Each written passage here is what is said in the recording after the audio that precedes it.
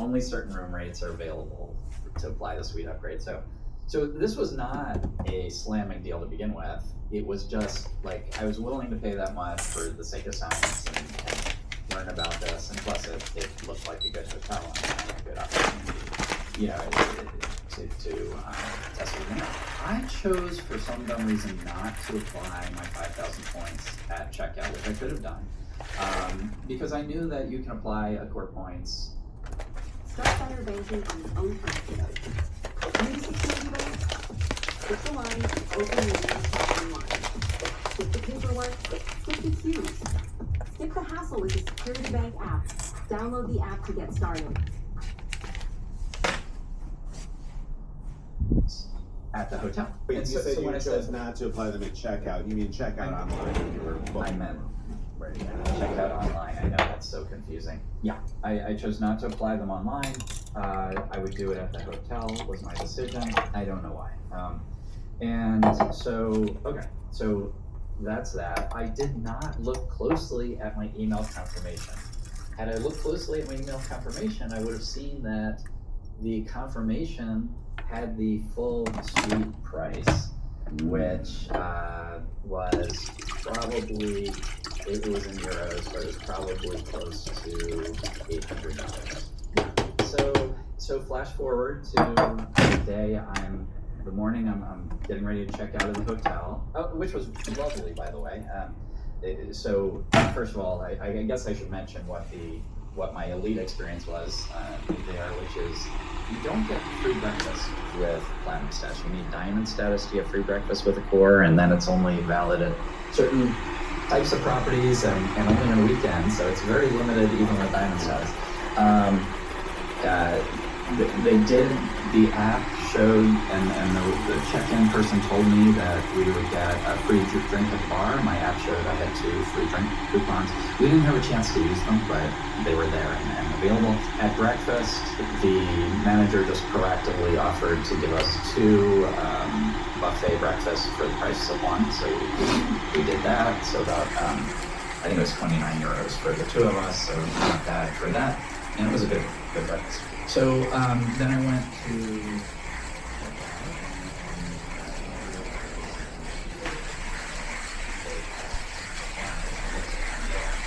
what is this price on here? And so I went to the desk and said, oh my gosh, somehow the suite upgrade didn't get applied. Can you apply it? And she was so nice. She tried to help, but she was like, there's just, that this is an Accor thing, not a hotel thing. There's just no option at all for them to apply the suite upgrade retroactively like that. Okay, well at least I could use my 5,000 points to save, 100 euros off the bill. So I said, can I apply my 5,000 points? Sure. She types in the computer and says she'll be receiving a code from Accor, and you just need to tell me that code, and we're good to go. The code was supposed to come on email. It didn't come. I checked spam. I checked, promotions tab, all that stuff. It didn't come. She tried 3 more times. It didn't come. She tried sending me a test email to make sure I'm getting my emails, and that came instantly, no problem at all. So ultimately, I couldn't use my points. I checked out, paid the full amount. Wow. The next day, so 31 hours after she pressed the button to get me my code, the 4 emails came. Rubbing salt in the wound here, Accor. Yeah. 31 hours later. Oh, yeah. So it was overall a miserable experience with Accor. Live limitless. As Stephen Pepper said in our group chat, limitless is how much you end up paying for your stay. Ouch. Especially, I mean, I don't need to be the one to tell you, but if you had an FHR property booked for $450 that would have cost $250 after your credit, that's especially painful to pay $800 for a suite that you probably would not have booked at that didn't price. Even need a suite, there's just the 2 of us. It was nice. It was a nice suite. We actually like the hotel a lot, and if they change to a different program from Accor, I'd like them even more.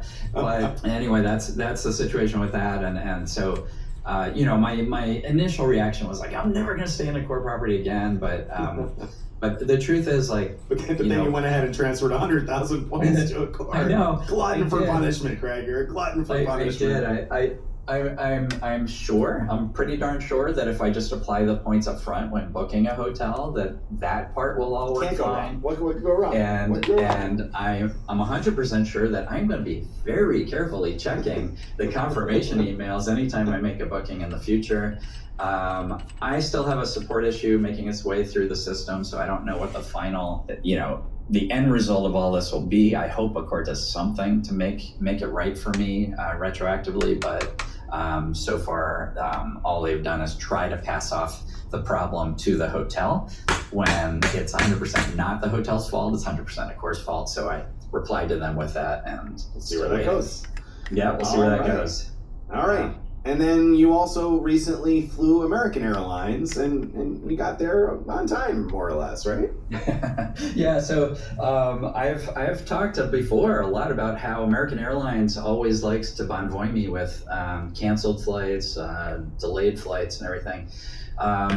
But I could not ignore the fact that with Alaska Miles, it's now possible to book business class from Detroit to London or to Europe, if you can find it, for 45,000 miles. And so this, the flight I booked was Detroit to Chicago to London on American Airlines the whole way, 45,000 Alaska miles, smoking deal. We get to the airport in Detroit, and of course, our flight is massively delayed. Now, they would have put us on another airline, but all other options for getting to London were ruined as well because of weather. Now, the irony here is our flight was not delayed because of weather. Our flight was delayed because of a mechanical issue. Broken plane.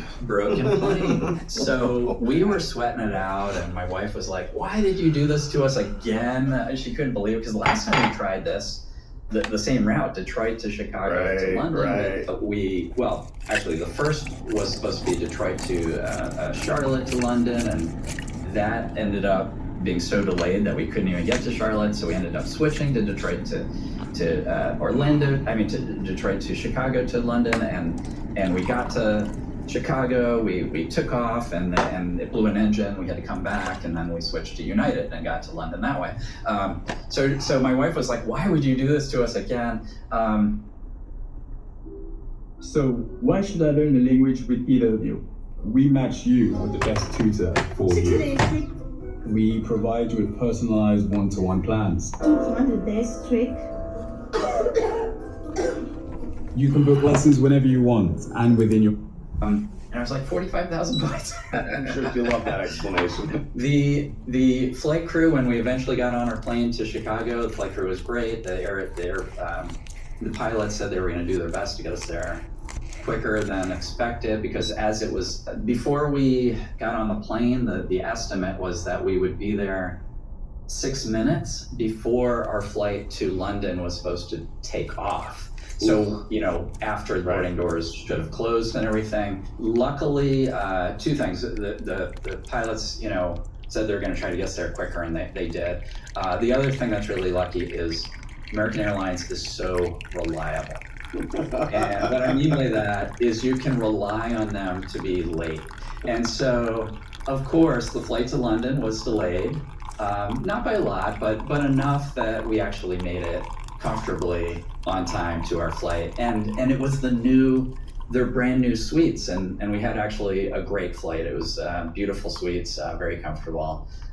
So a good experience in the end, but a lot of stress. I can imagine, yeah. Well, that's what it was sort of a joke at the beginning when I said, and you got there on time, right? On time for the delayed flight. So that's right on time. So yeah, just as they expected all along. They knew. You didn't, but they knew. They're like, you're gonna be fine. Don't worry about it. No problem. Yeah, but we had one with JetBlue last week where we got up like 4:30 in the morning or whatever. This was an early flight, and the app said it was delayed by an hour, and I was like, maybe we should go back to sleep for a little bit. My wife was like, no, let's go to the airport, you never know. And sure enough, it took off on time. So wow. Glad that we went to the airport. But yeah, we were luckily mostly on time last weekend. That was JetBlue, which I saved that was JetBlue, but JetBlue apparently has the worst on-time percentage right now. So, Yeah. knock on wood. As I Yeah, approach American the next is like several in the middle of weeks. the pack right now. So Yeah. they're